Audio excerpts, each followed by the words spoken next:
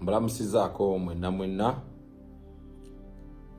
nga nja tutwala omukisa guno okubakulisaayo mwenna abasobodde okutindiga eggendo okugenda okwerekera muganda waffe Honorable Muhammad Sseggirinya Masaka Kaddugala. Yes, embeera eyabaddewo buli omu agimanyi, naye buli gwe mulaba acriticizing ekyabaddewo e Masaka njagala okubategeeza nti afiiringa nti yawanguddwa. Sseggirinya yerwanidde olutalo n'aluwangula nga bwe yagamba nti fight hard, era yabadde afightinga hard. Zo kennyini ayogera essaawa eno twasimbula ogenda e Masaka ssaawa 9 ogw'ekiro. Tetumanyi lwaki twakipulaninga bwe tutyo, ne be natambula nabo ne tugamba tusimbule tugende e Masaka tutuukewo ng'obudde bukya, era bwe kyabadde. Nze kennyini Big Eye neewunyiza okulaba ng'ate ndi ku command center eyabadde ku command center ezimu ezicontrolling embeera eyabaddewo. Saakirowoozaako, saakipulanningako, n'olunaku lwakya sikimanyi nti ndigenda e Masaka essaawa 9 ogw'ekiro. N'olw'ensonga eyo njagala kibalage nti Sseggirinya yeerwaniridde olutalo n'aluwangula, n'akozesa abantu byakozesezza okuba ng'awangula olutalo, olw'okuba nti nno tagenda mu mikono gy'atanjagadde kugendamu nti n'oyandibadde nga mulamu. Sseggirinya mulenda mukimanyi, Sseggirinya baamusiba. Sseggirinya n'aweebwa beyiro eyasooka, ne baddamu ne bakwata Sseggirinya abadde ba following ensonga zino, ne bamukwata ne bamuwamba buwambi nga bamutadde omulamuzi yasooka yamuwa beyiro, ne baddamu ne bamukwata abali bagoberera ensonga eno nga babayimbudde mu kkomera. Naye ababadde baagala okukwasaganya okuziika kwa Sseggirinya, amaanyi ge mwabadde mukozesa okwagala okuwamba mayiti ya Sseggirinya okugitambuza nga mu bye mwagala, lwaki sige maanyi ge gamu ge mwakozesa?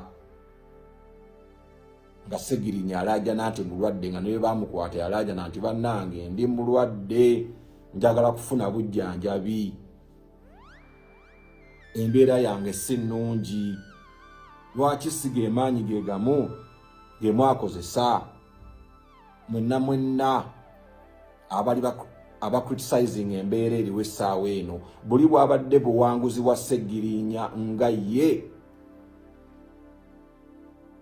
Ekigambo kye yagamba fight hard, ekigambo ekyo tekyali kitono, tekyakomyawo, yasigadde afightinga hard okuba nti n'okuziika kwe aziikibwa emikono emituufu egyo gye yabadde awuliramu emirembe. Noti bali ba opportunities ababadde baagala okukola omukolo wali bajjaawo boogererewo ebigambo byabwe bo bye baagala, oba oliawo Sseggirinya byatakkiriziganya nabyo.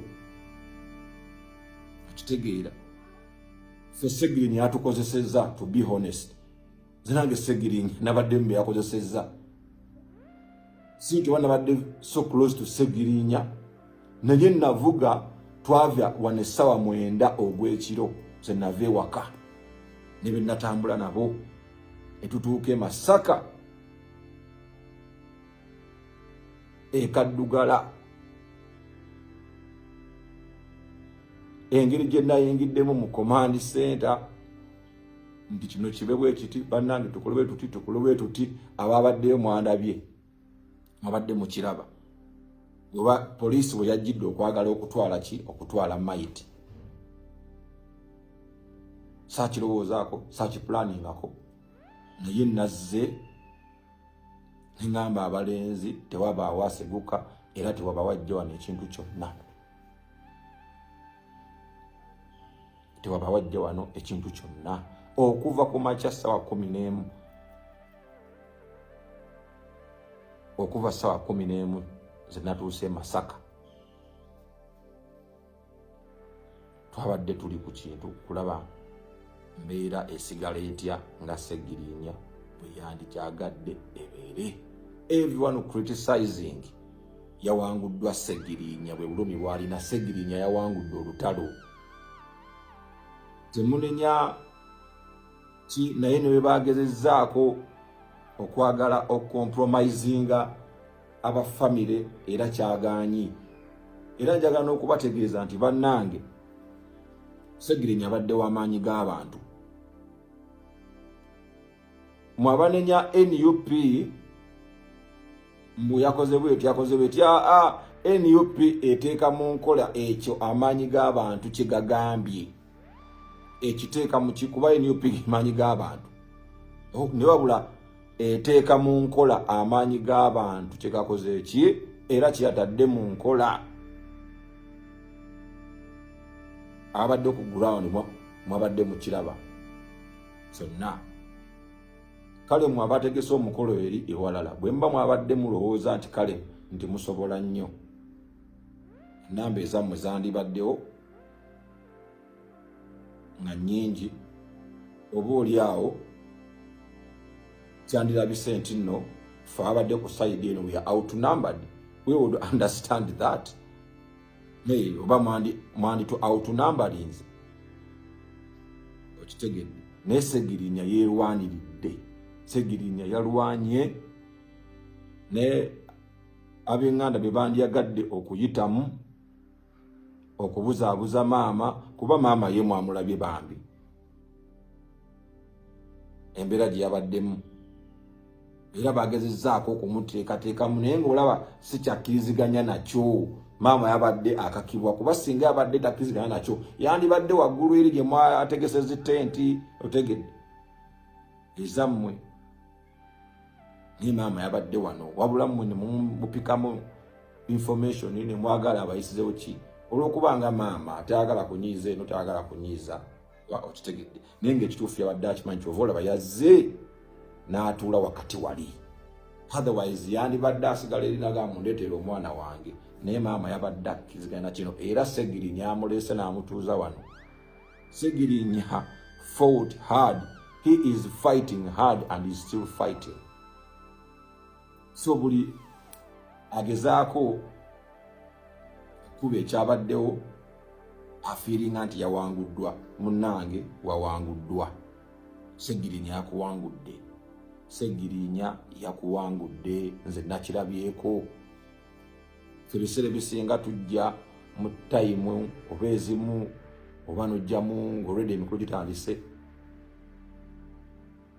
Naye nze bwe tunatuuka essaawa 11 atandikirawo okugoberera ensonga zonna. Namaze kudda waka ne ŋŋamba omusajja yeerwaniridde kituufu. Omusajja yeerwaniridde.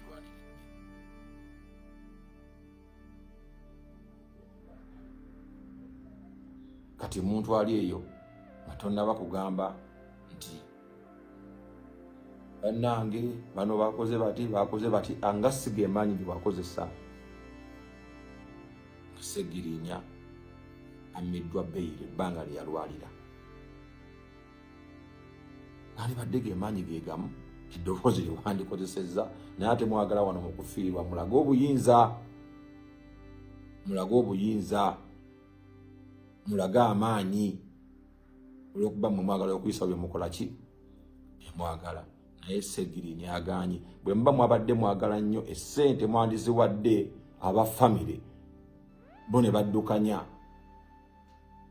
tegedde bo ne baddukanya emikolo gyabwe. Naye ate si kujja mwe muziwadde omuntu yategerera buli kimu yakolera bajeti yakola ki olw'okuba bo balina ebyabwe bye baagala okuzannyira Sseggirinya.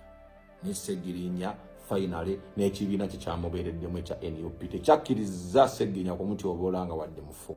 Okuva Sseggirinya lwe yafa abasajja babadde balwana ne story y'okubeera nti be bali responsible ku nfa ya Sseggirinya balabe nga bagijjawo ng'egaanye.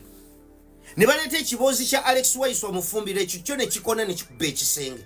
Kati olwaleero balina we beezinze bati bagezaako okuwoshinga we bannayuganda babajje ku kiri ekibadde kibavunaanibwa nti mwe muri responsible kufa ya Sseggirinya nga bakozesa bannaffe bennyini. Naye ebyo tetugenda kubakkiriza kujja kusiriwaza bannayuganda nga weetuli tutunula. Abantu bwe babanga boogera bannange bannayuganda mufangayo ne muwuliriza ebigambo bye boogera. Satubdila kal ayyam ma kunta jahila. Ennaku zigenda kukuleetera amawulire g'obadde tumanyi. Mpuga yeeyogedde weeyogedde watunda muganda waffe okusinziira ku bigambo bye wayogedde. Akatambi genda kabazanyira n'ebigambo bya muganda waffe Sseggirinya nga tannafa yabireka abyogedde ate naye aganye okuwummula agenda kuboogeza amazima ensi etegeere biki bye mwakola. Mpuga mu bigambo bye wayogedde bw'oti.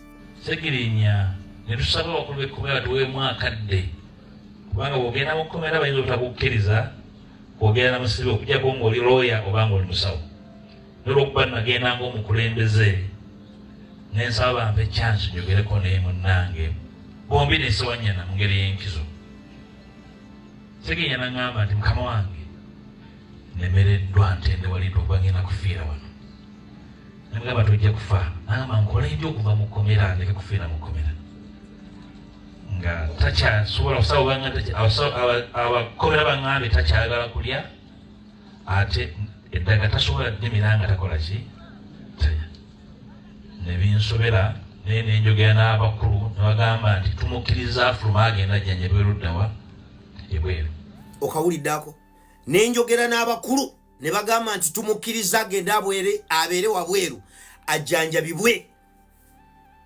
Muganda waffe Sseggirinya naffe ffenna bannayuganda watutimba bbula olwaleero wayogedde n'ogamba nti wayogera n'abakulu naye bannayuganda ffenna watulaga nti wagenda mu kooti n'ojjayo muganda waffe mu mateeka.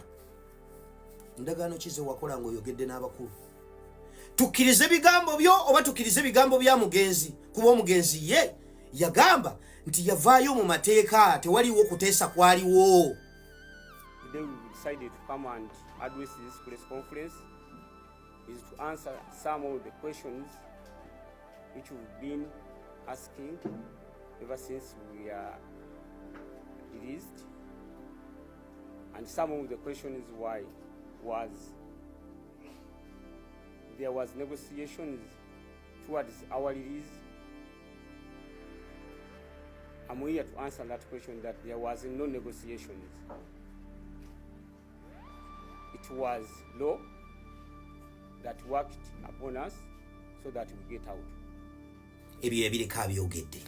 Kati Mpuga nkubuuza tukkirize gwe gw'ogambye weyogera n'abakulu bamute agenda ajjanjabibwe.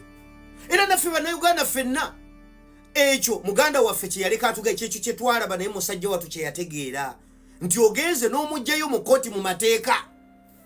Mwogerayogera nnyo mwagala okuyingira emitwe gy'abannayuganda n'okulaga ekifaananyi mu famire nti mwe mubadde muli baddaalingi nnyo Basseggirinya nti mwamwagala nnyo watunda muganda waffe. Abakulu bwe wayogera nabo ojja tubulira wakola ndagaano ki nabo.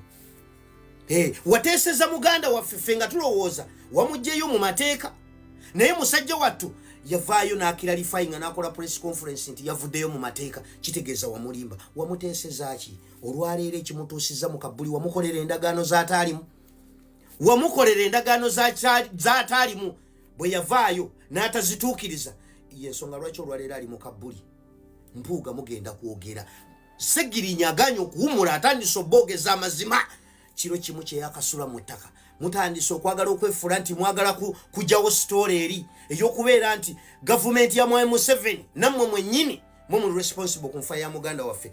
Ebigambo byammwe bwe tubikwata ne tubigatta n'ebya Sseggirinya n'ebibadde nga byogerwa ebbanga lyonna kikakasibwa nti satubdila kal ayyam ma kunta jahila. Ennaku zigenda kubuulira amawulire g'obadde tomanyi. Watunda muganda wo, watunda muganda waffe. Ebyo bigambo gw'obyogedde wagenda n'oyogera n'abakulu n'oleeta n'ekyokulabirako.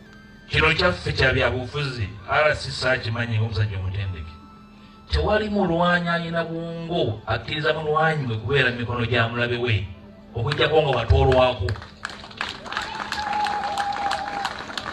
Olaba Omuyisirayiri omusibira mu bbwa anegotiatinga ne Hamas etawo omusibe gw'alina. Tewali mulwanyi alina bwongo akkiriza mulwanyi okwera mikono gyaki okujja kuwongolwa tuolwako.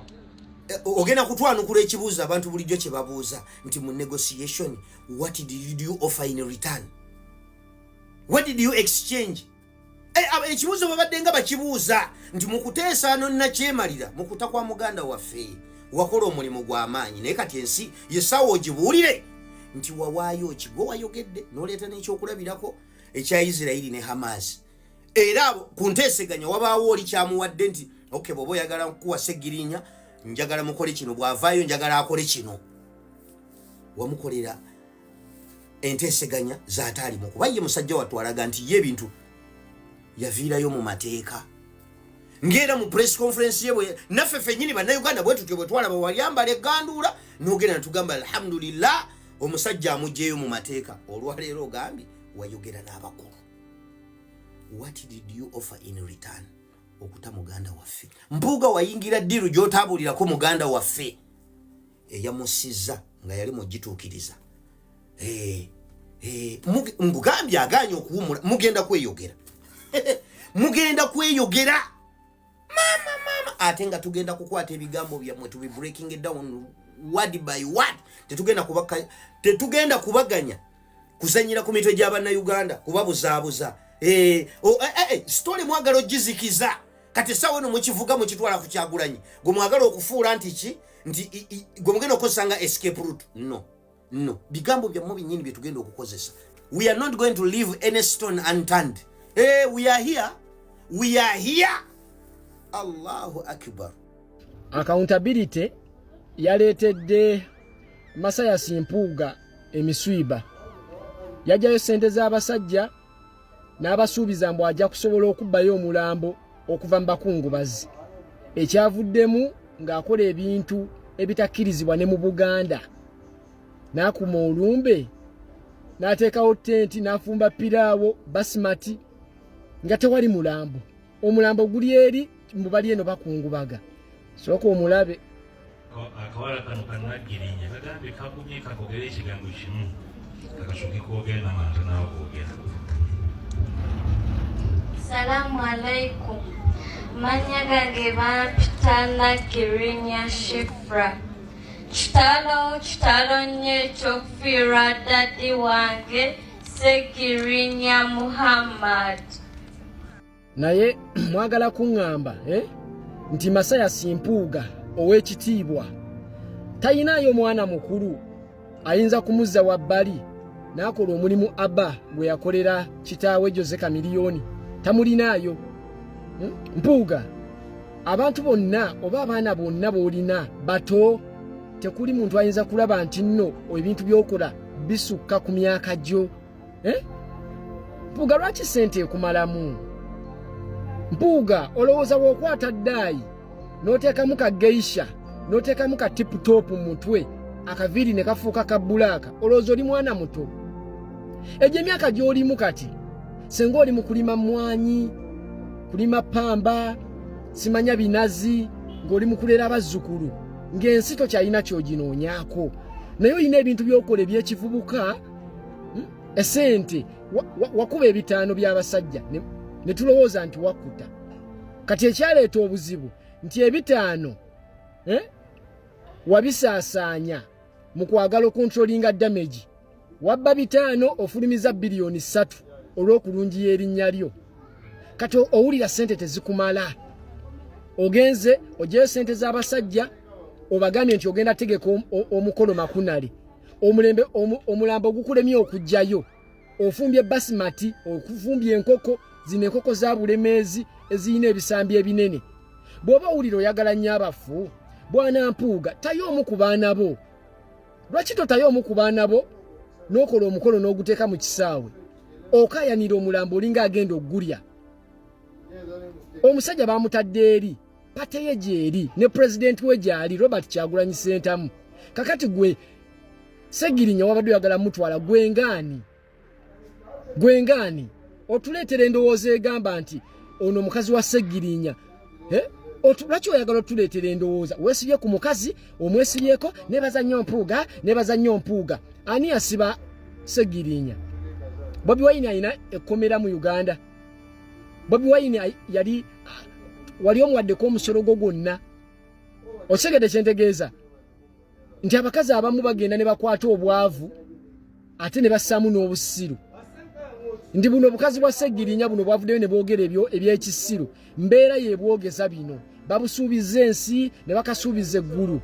Bakasuubiza omudaala nti bagenda kakolera omudaala ogutunda engoye ogusinga obunene nansana ne katandika okwogera eby'ekisiru. Sooka otegeere kyekyasse Ssegirinya. Yafudde musujja gwa nsiri. Ebyo ebiwundu bye yafudde alina bamuzaala nabyo. Bwe yagenda mu kkooti n'asaba omulamuzi amuyimbula agende fune treatment yamuta. Saagala mubeerenga omukulembeze kyayogeddeko. Enkoko n'ogikuunyulako ebyoya n'ebeera mu bulumi ne mu buswavu ate n'ogiwa kasooli eriye nti olw'obulumi eba ejja kulya. Naye si nti ekwagala nnyo. Mpuuga oli musajja mukulu weeweebudde nnyo. Mengo eyina okuvaayo eyite Mpuuga eithe mujjeko ekitiibwa ekyobwa simanyani Senkulu bamuyitaani simanyi ow'ekitiibwa. You're not ow'ekitiibwa anymore. Weeweebudde nnyo oyagadde nnyo ssente zaakulema ku mulembe gwa Luutu naye ku gwa Museveni ofunvubidde ofiirawo otuse n'okuteekawo olumbe ng'omulambo toyina. Lwaki totakufamire mmemba wo? Funayo omu ku baana bo omuto okutegeke mu kisaawe tujja kujja. Ne buli kimu kikulemye. Bakujja omugaati mu kamwa kati oyina obusungu bw'otalabangako. Mpuuga kula. Omuntu yenna ng'agenda kukwata ku myaka 7 bino ebikola tasobola bikola. Weeweebudde nnyo. Senga abaana balina choice nga bagamba ono abeere muzaddewo oba tabeera amuvere sure abaana ba Mpuuga baligambye oyo tetwaga kuba baswala. Abo abaana bagenda fuuka bakaabaana iziti bakaabaana bazaala abaana babeere mu buswavu. Bagambe kitaawe mugenzo okwanjula Samuel. Bagambe yono ati kitaawe yategeka basimati nga tewali yadde omulambo. Ofaaki enensi tosobola gikungula. Nga Ssegirinya ebintu yabirese ku dunia naye wogenda okubireka. Gwomanyi ne bya accountability byo. Walidde sente z'abasajja kati zikutuulidde bagamba ng'omulambo tewagujjeeyo otandise olwakuba okwata bupawuda n'obuteeka mu nviiri enviiri ne ziddugala olowooza oli kijana. Oli musajja mukulu. Mpuuga tokyalina kitiibwa kyonna. Aide ya Mpuuga takyasobola nakulya na bwa LC1 bw'aba akiwakana nga tubutegeka.